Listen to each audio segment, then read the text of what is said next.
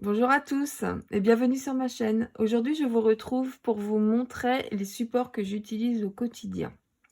Alors, j'utilise ces 4 supports-là. Du coup, le budget planner que je vous ai montré dans la précédente vidéo, que j'ai créé moi-même à l'image de ce que j'ai besoin, voilà, sans trop superflu. Voilà. Ensuite, j'utilise celui-là à la semaine. C'est celui qui reste dans mon sac toute la semaine. Je le sors uniquement pour le remplir et le vider. Voilà. Donc, j'ai une enveloppe pour les courses. Donc ça, c'est l'argent qui me reste encore de la dernière semaine de septembre que je viderai peut-être vendredi ou samedi. Voilà. Moi, mes courses sont terminées. Je les fais une fois par semaine. Généralement, c'est toujours le lundi. Et je m'arrange pour pas y retourner. Si vraiment il manque quelque chose, j'envoie mon conjoint, voilà. Et bon, ça rentre pas en compte là-dedans. Voilà, bon, c'est très rare qu'il manque quelque chose. Je fais tous mes menus. J'établis tous mes menus pour toute la semaine. Je compte combien j'ai de repas à chaque fois. Et voilà, il y a que si, on change d'avis et qu'on invite quelqu'un à manger. Dans ces cas-là, on retourne en course, hein, c'est déjà arrivé, c'est pas non plus... J'ai une enveloppe donc bébé, donc c'est pour ma fille. Donc pour ses couches et son lait. Normalement, je prends rien d'autre dans cette couche-là, dans cette enveloppe-là, pardon. Si des fois je prends, parce que quand j'achète du poisson, j'achète du poisson surgelé en assez grosse quantité. Donc c'est une dizaine d'euros d'un coup. Donc ça m'arrive de prendre aussi dans cette enveloppe-là. Donc celle-là, je la vide jamais. J'enlève les pièces, mais je la vide pas, hein. Celle-là, je la vide tout le temps. Voilà, toutes les semaines. Ensuite, j'ai une enveloppe d'hiver.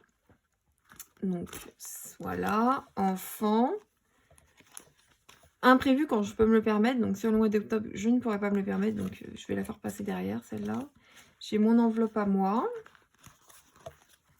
Et j'ai l'enveloppe pour mon nouveau défi que je me suis créé, qui va commencer au mois d'octobre, le défi des saisons. Donc, je mettrai dans cette enveloppe.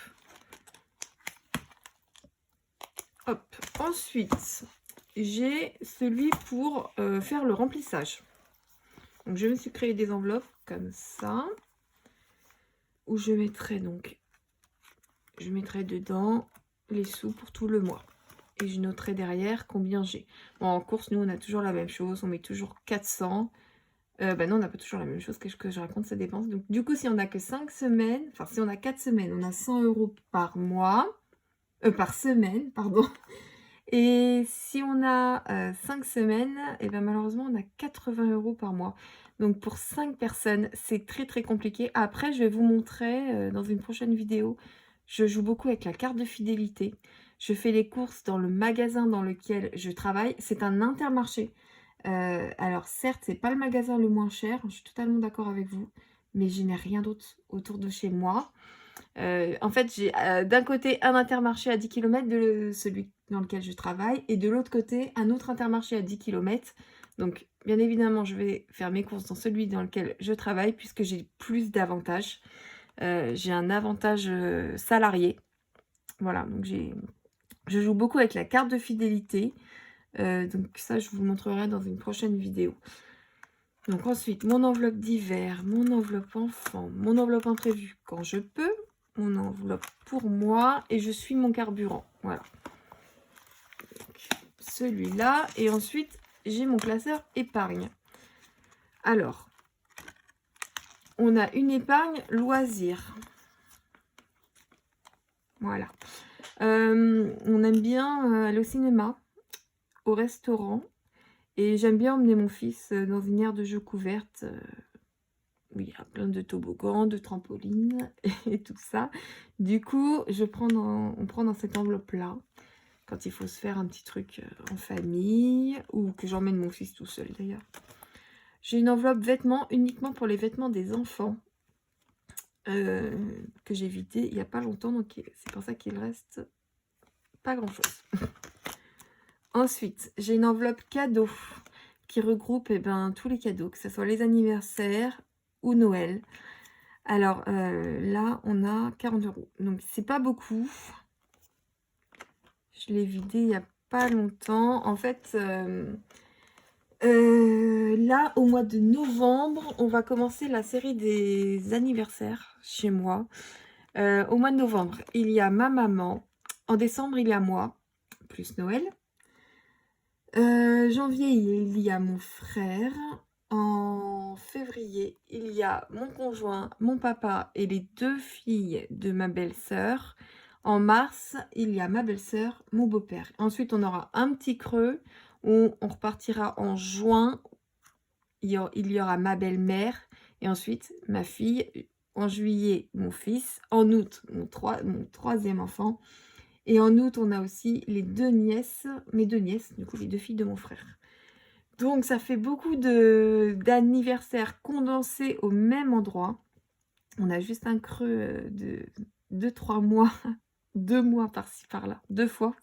Ça fait pas beaucoup. Donc là, 40 €, on va pas aller loin. J'essaye de la remplir. Si j'ai une enveloppe à remplir, c'est celle-là que je remplis, hein, clairement. Et ensuite, on a une enveloppe repas. Quand on veut inviter quelqu'un, j'aime bien que ça soit pas pris dans le budget de la semaine, puisque bon, on peut pas, ou alors souvent, je vais prendre sur ma carte de fidélité. Mais bon, forcément, il n'y a pas toujours des sous non plus sur la carte de fidélité, donc j'essaye de créer une petite épargne comme ça, ou quand on invite quelqu'un, je prends dans cette enveloppe-là. Donc là, c'est vraiment des épargnes qui bougent hein, constamment. Hein. Je veux dire, c'est pas ça, c'est vraiment des épargnes qui bougent que je. C'est pas je vais les placer et ensuite je vais pas les bouger. Non, non. Ensuite, on a notre épargne mariage, du coup. Donc ça, c'est la partie que j'ai en liquide. Et puis, comme je vous l'ai dit, j'ai une partie en virtuel. Donc là, si je ne me trompe pas, on a 700 €. 700 et quelques.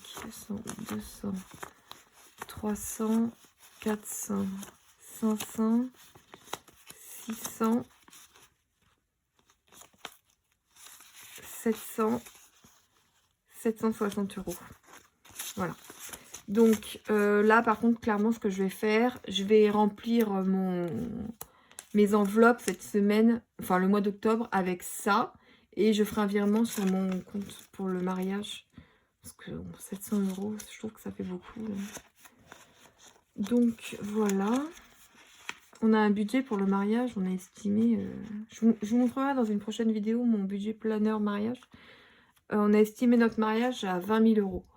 Alors, chacun fait ce qu'il veut. Il y en a qui vont trouver ça ridicule de mettre autant d'argent dans une enveloppe pour se marier, dans un week-end, clairement.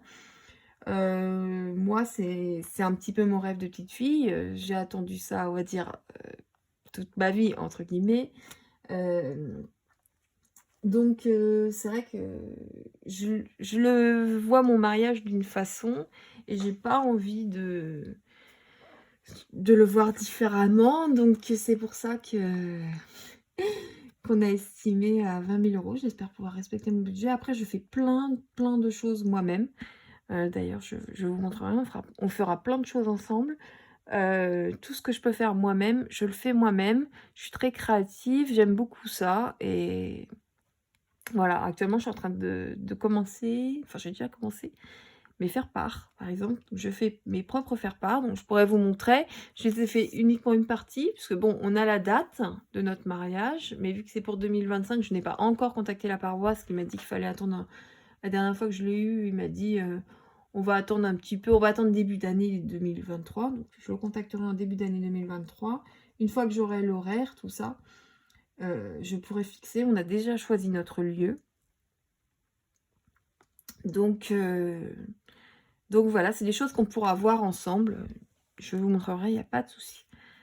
Donc mon épargne mariage. Ensuite, ça c'est une épargne que j'avais, mais que j'ai décidé d'enlever. C'est pour ça qu'elle se retrouve à la fin pour l'instant. On a la facture d'eau qui va bientôt arriver. Donc on paiera ça. On paiera la facture d'eau avec ça. 100, 200, 300, 370 €. Alors, Comme je vous ai expliqué, ça fait 3 ans qu'on est ici, qu'on n'a pas notre facture, qu'on n'a pas la bonne facture d'eau. Donc, je ne sais pas du tout si avec 370 €, j'ai assez pour payer mon année d'eau. J'espère. Sinon, j'ai un petit peu sur mon compte en banque. Hein. Donc, voilà. Et après, elle va disparaître. Puisque, en fait, avec tous les prix qui ont augmenté, on peut difficilement mettre des sous de côté, hein, clairement. Donc, j'arrive plus à remplir cette épargne-là. Et clairement, je préfère remplir l'épargne des cadeaux qui est tout le temps vide et que j'en ai clairement tout le temps besoin, plutôt que celle-là. Voilà. Donc, celle-là, après, cette enveloppe, elle va disparaître. Et ensuite, on a une petite épargne pour Nigloland. Nigloland, c'est un parc d'attractions qui est à 1 heure de chez nous. J'habite dans Lyon, je crois pas vous l'avoir dit, donc... Nigloland, c'est vers 3, donc une bonne heure de chez nous. On aime bien y aller au minimum 1 fois par an. On aime bien même y aller 2 fois par an. 2 fois par an, on est content. Du coup, ce que je mets là-dedans, c'est mes ventes. Je place pas là-dedans. Je mets quand je vends quelque chose, quand je vais faire des vides-greniers, je vais mettre les sous là-dedans. Donc, c'est pour ça que là, on l'a vidé. Quand on est parti en vacances, on a été à Nigloland une première fois cette année au mois de mai. Et on a vidé l'enveloppe. J'avais 150 € à peu près dedans. Pas pour Nigloland du coup, mais on est parti en vacances dans les Vosges. Il y avait un autre petit parc d'attractions, donc on l'a vidé pour aller dans ce petit parc d'attractions là. Voilà. Donc voilà, je vous ai montré mes supports que j'utilise du coup au quotidien. Voilà. Donc, je vous dis à très vite dans une prochaine vidéo. Merci beaucoup. Bonne journée. Au revoir.